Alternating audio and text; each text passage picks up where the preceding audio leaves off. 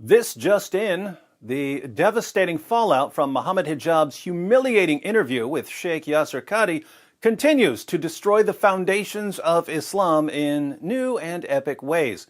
If you're the only person on the internet who doesn't know what I'm talking about, the grape ape of Islamic apologetics, Muhammad Hijab, asked Sheikh Yasir Qadhi some probing questions about the history of the Quran, and the answers Sheikh Yasir Qadhi gave shook the faith of so many Muslims so quickly that Hijab was forced to delete that portion of the interview.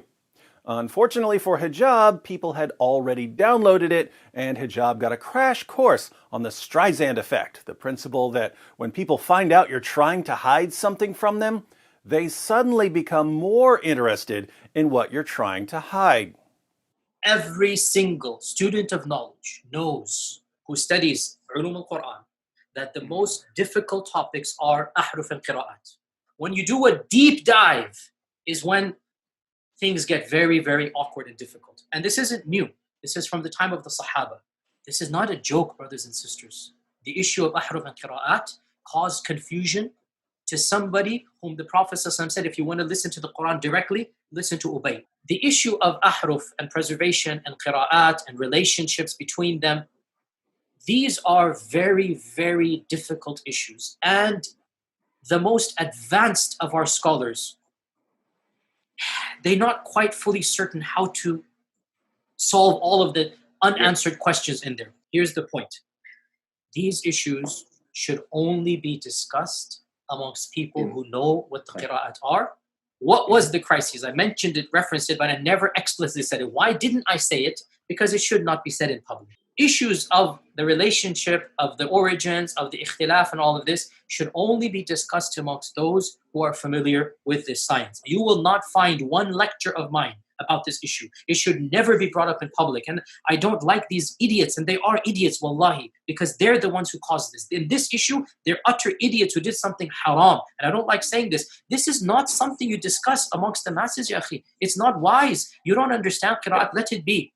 In later videos, I'll have much more to say about Sheikh Qadhi's brutal smackdown of the Quran, but for now, I wanted to draw everyone's attention to a textual critic of Quran manuscripts who just made his first video because he wants to shed some much-needed light on this discussion.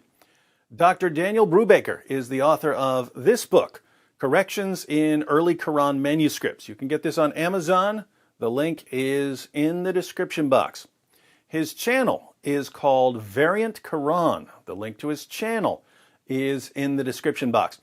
In his first video, he shows a photo of a page of an early Quran manuscript, and there are missing words. Words that are in today's Quran, but not in that early Quran. Now, the way he leads into this is interesting. There's the original writing of a passage of Surah 9 on the page, but Dr. Brubaker shows that a later editor added some corrections to the manuscript. You can tell because the writing is different. So, someone edited the text sometime after it was written. However, the editor didn't fix some missing words from Surah 9, verse 80. Let's watch a clip about the missing words so we can see clear proof that Allah has not perfectly preserved His words and that Allah was not miraculously protecting copies of the Quran. And so when we come to the last line of the page, this is what the main point that I want to illustrate. We notice that the scribe who first wrote the page actually left out 3 words when it was, if we're comparing it to the text that is now in common use today around the world in the Hafs text and the Cairo edition. So and that all the traditions point back toward. So so this manuscript is variant.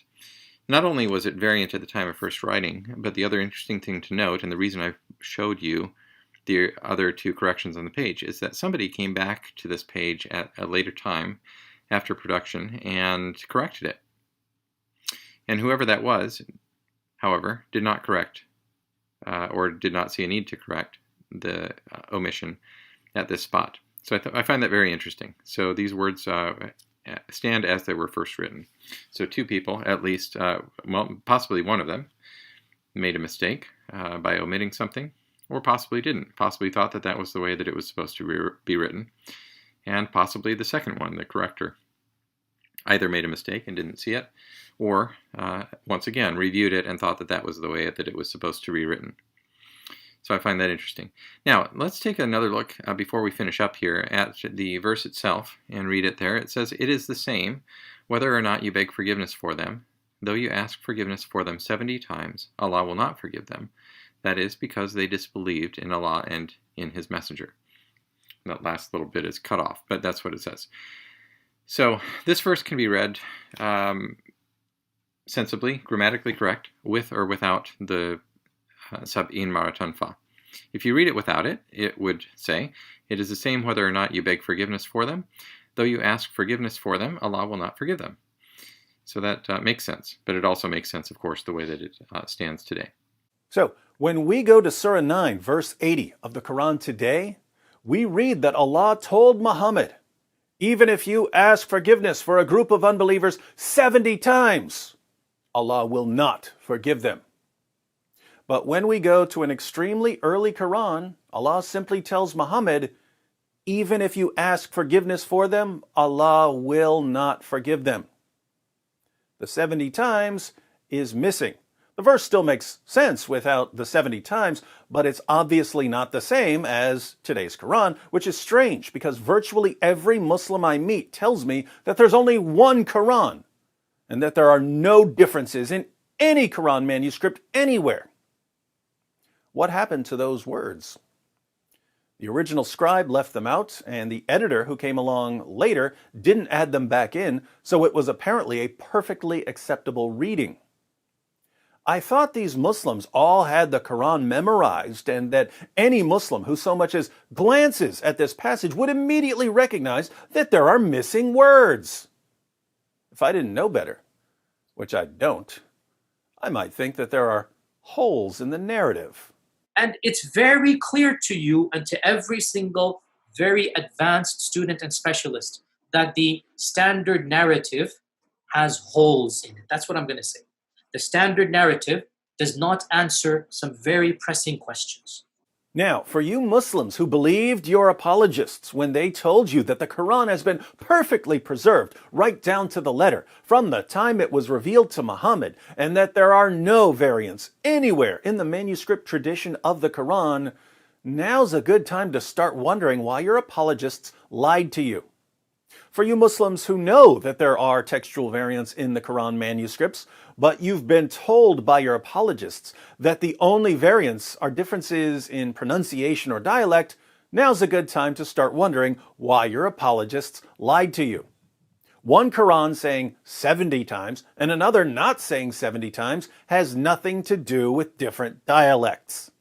When you go to academia, they don't have that red line. And they're going to just, the famous story of the emperor with no clothes. They're going to just point out, no, that doesn't make any sense. Well, that's not true, and this and that. And they'll bring issues, which I'm not going to mention explicitly, that you know are true because they're in your own books. They're not inventing anything new. These are now well known within the Western Academy, that they're bringing forth issues. Their level of now knowledge is leaps and bounds above what it used to be, 100 years ago. And by and large, our ulama in the Eastern world are not aware, by and large, of what's going on in the Western side of things. And they're not answering those questions in a manner that it needs to be answered. For you non-Muslims who are frustrated because your Muslim friends keep saying that the Quran has been perfectly preserved because they mindlessly believed what their lying apologists told them, rejoice. You've just seen a Quran manuscript that's clearly missing words. But Dr. Brubaker says he's compiled thousands of examples of textual variants and corrections.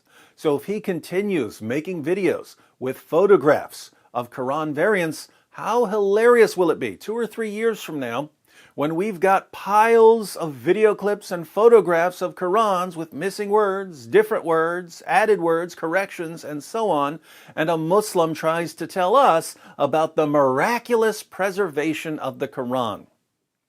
I eagerly await that day, and I would love to see stacks of Quran variants readily available in videos. So I encourage you to subscribe to Dr. Brubaker's channel. He only has one video so far, but I encourage you to watch it. I played a 2-minute clip. His full video is much longer.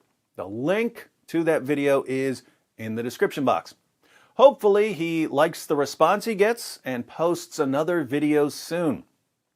It's kind of funny because Dr. Brubaker seems to be a nice guy who just wants to share some of his research on YouTube and help bridge the gap between the scholarly world and the popular world. But the information he's sharing is exactly what we need to wreak havoc on one of the biggest lies ever told. So he's going to be presenting pictures of variant Quran readings, and we're going to be putting the pictures in the faces of our Muslim friends who are victims of deceptive scholars and apologists. Fun times.